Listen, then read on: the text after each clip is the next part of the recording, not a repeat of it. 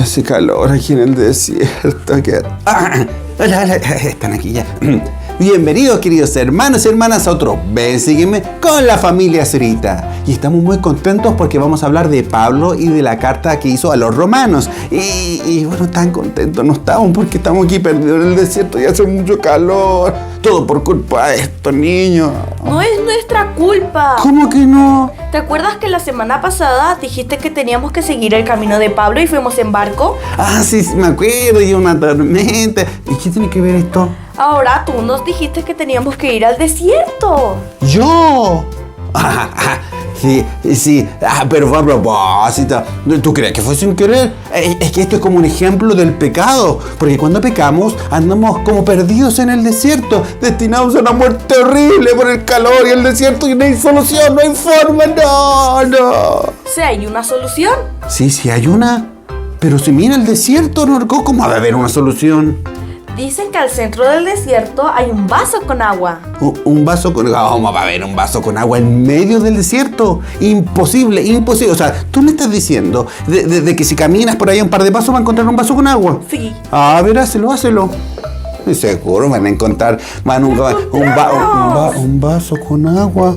¿Y tiene agua? Pero, ¿y quítala esa agua? A ver. A ver. Sí. Oh, de verdad, quítala. Ah, qué bueno, mira, a ver. Y quita toda la C. Toda. A ver, y tú de nuevo quita la C, ¿o no? A ver. Oh, mira, y todo. Todas las. Y para mí. Pero de todas maneras, esto es como la clase, que simboliza la gracia.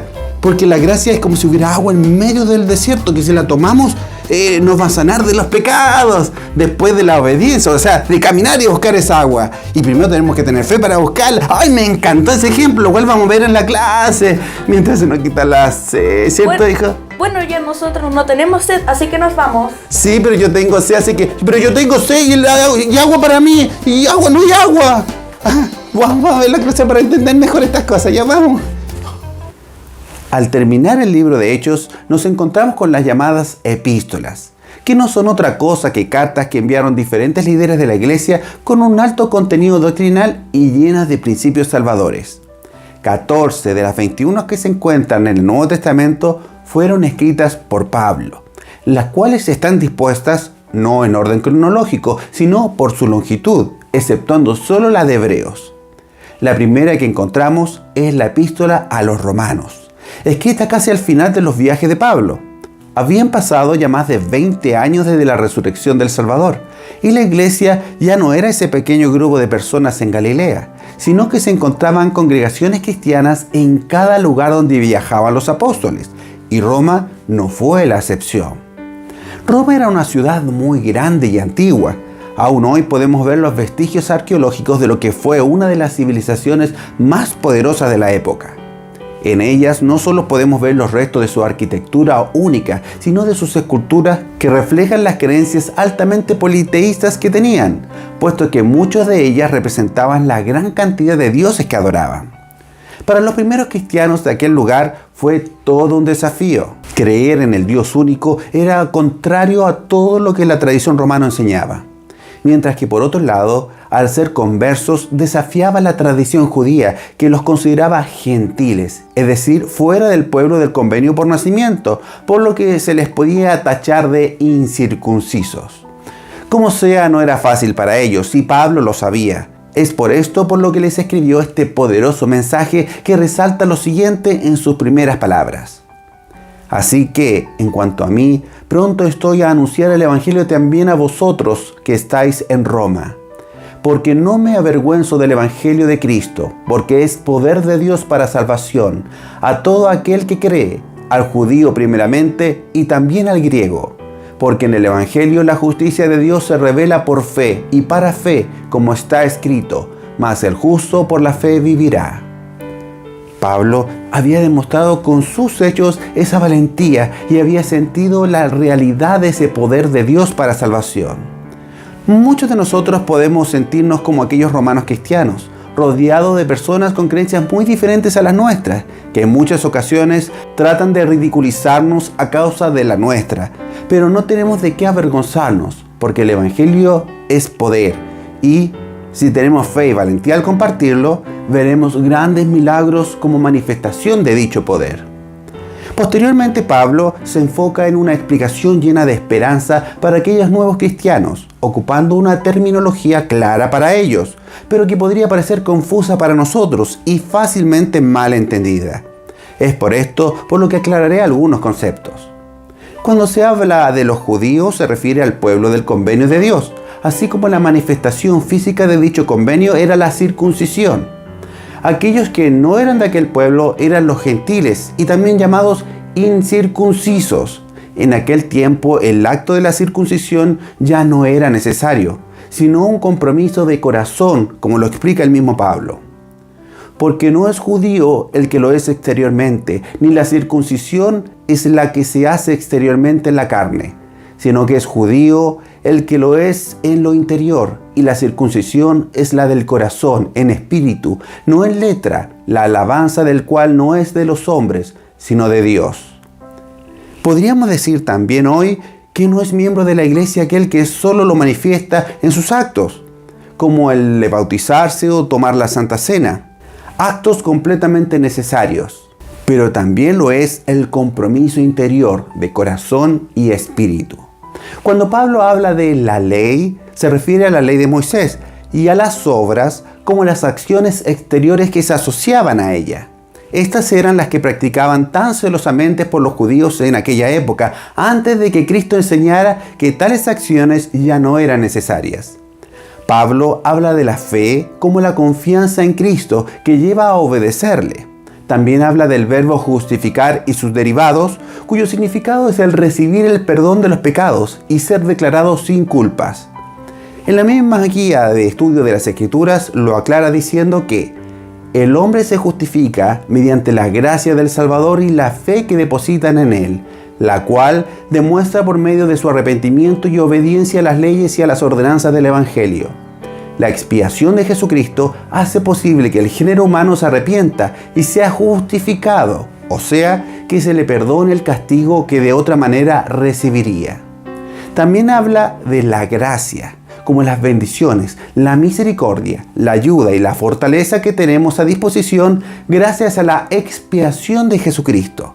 Pablo dijo: por cuanto todos pecaron y están destituidos de la gloria de Dios, siendo justificados gratuitamente por su gracia, mediante la redención que es en Cristo Jesús, a quien Dios puso como propiciación por medio de la fe en su sangre, para manifestación de su justicia, al haber pasado por alto en su paciencia los pecados pasados. Traducido entonces sería: nadie hay de nosotros que no peque e irremediablemente nos alejamos de Dios, pero podemos ser justificados o perdonados de una forma que jamás podríamos por nosotros mismos, sino por la gracia obtenida por la expiación de Cristo por aquellos que tienen fe en Él.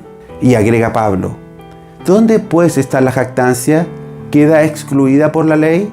¿Por la de las obras? No, sino por la ley de la fe. Así que concluimos que el hombre es justificado por la fe sin las obras de la ley. Traduzco: no es la ley de Moisés la que lo salva, ni las obras de aquella ley, sino la fe en Cristo. Así que cuidado de no confundirse, pensando en que la gracia nos salva sin la obediencia a los mandamientos, ya que la fe se demuestra justamente mediante la obediencia a los mandamientos. Piensen en lo siguiente: el mundo es como un desierto en el que vivimos, destinados a morir a causa del pecado. Es inevitable de acuerdo con nuestras propias limitaciones. Nuestros ojos solo verían un árido desierto, pero en medio de él existe un vaso con agua que representaría la gracia. Al saber que existe, nuestra vida cambia, ya que al tomar de dicha agua, aún en aquel desierto, nos podemos salvar. Pero creer en aquella agua no nos salvará, a menos que caminemos hacia ella, alcemos nuestra mano y la tomemos. Así es con la fe que nos conduce a obedecer los mandamientos de Dios, paso a paso por aquel desierto, hasta que tomamos aquel vaso con agua y hacemos que ella nos salve. No es nuestro esfuerzo el que nos salvó, sino el agua. Así es con la obediencia, no es ella la que nos salva, sino la que permite que la gracia nos salve mediante la expiación de Cristo. Pablo enseñó: justificados pues por la fe tenemos paz para con Dios por medio de nuestro Señor Jesucristo, por medio de quien también tenemos entrada por la fe a esta gracia en la cual estamos firmes y nos gloriamos en la esperanza de la gloria de Dios.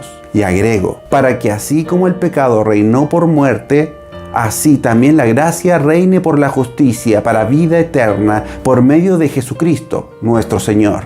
Para aclarar más el concepto, el elder Dieter F. Uchtdorf enseñó: no podemos comprar la salvación con las monedas de la obediencia. Es la sangre del Hijo de Dios la que la compra. La gracia es un don de Dios y nuestro deseo de ser obedientes a cada mandamiento de Dios es como extendemos nuestra mano mortal para recibir ese sagrado don de nuestro Padre Celestial. Más allá de las explicaciones, no olvidemos de dónde vino esa gracia. Vino de la sangre y sufrimiento de Cristo, quien pagó el precio de cada uno de nuestros pecados.